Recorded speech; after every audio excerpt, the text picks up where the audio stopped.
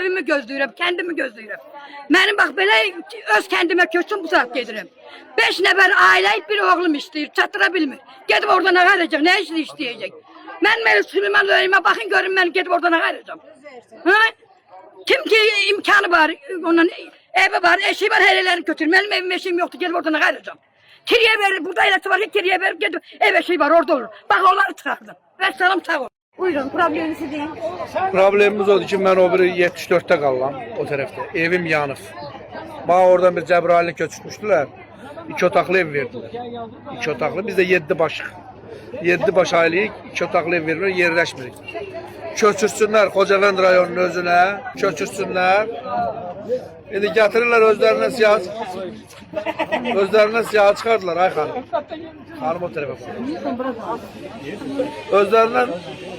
Özlərinə siyahı çıxardılar ki, bu yerə də köçməlisiniz. Xocavənd rayonunun özünü versinlər, rayonun özünü. Mən köçürəm rayonu, Xocavənd rayonunu. 7 başıq, yerləşmirik.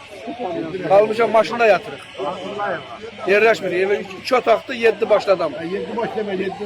Köçsün Xocavənd rayonunun özünə, mən gedirəm Xocavənd rayonunun özünə yaşayayım. Xocavənd rayonunun özünə getmək istəyirəm. Və sizi hara göndərirlər oraya? Məni göndərirlər Güney Xırman, Kuzey Xırman, nə bilim ora-bura. Burada bərbad gündədir. Köçsünlər Xocavənd rayonunun özünə, Xocavənd kəndinə köçsünlər. Xocavənd kəndinə köçsünlər, gedirəm mən oraya yaşayayım. 7 nəfər də ailə üzründə. Bir yerdə gedib yaşamazdı. Aydındır, çox sağ olun. Yaşayıram.